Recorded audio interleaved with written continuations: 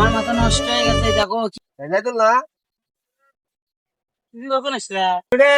ওই ভাঙ্গাটা হ্যাঁ। হাই আল্লাহ গো ওই ভাঙ্গা বাড়ি অনেক দিন পর বিদেশ থেকে দেশে আসলাম। আমার একটা বড় ভাই, বাপ নাই মাও নাই, আমার একটা বড় ভাই, এই ভাইটা পর্যন্ত আমার খোঁজ নিল না। এয়ারপোর্টে আইগাতে আসলো না, আমি নদী পার হয়ে লালা পার হয়ে গাড়ি ঘোড়া পার হয়ে এদিকে আসলাম, এরা মানুষ আমার ফোন ধরলো না। যায় লই বাড়ি যায় লই, যদি নদীর ধারেতে বসে থাকে অল টাইম, নদীর ধারে পাইলে তারপরে কোয়ালাম।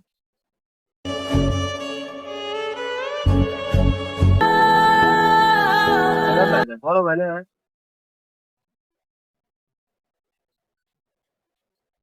তাই তো না তুমি কখন আসলা? তোমাদের এলাকা আসলাম। আমি এই যে বিদেশ থেকে যে আইছি সকালে, তোমরা আমার ফোন ধরো না, ফোন নষ্ট। কেউ বাড়ির একটা লোক কেউ ফোন ধরে না, বাড়িতে তো লোক নাই, তোমার থুয়ে গেছি, ভাবি থুয়ে গেছি, কেউ তাহলে ফোন টোন ধরবা? তুমি জানো না এই পৃথিবীতে তুমি ছাড়া আমার আর কেউ নাই।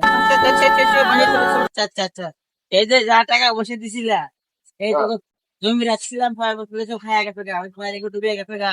আমি ফোন কেমনে ধরি? আমার মাথা নষ্ট হয়ে গেছে দেখো কি অবস্থা দেখো।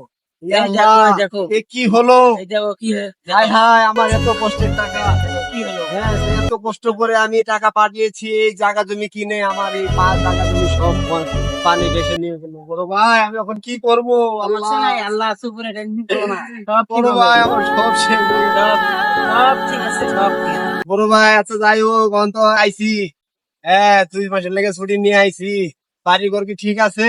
বাইরে গেলো দেখো ওই যে হ্যাঁ পানি।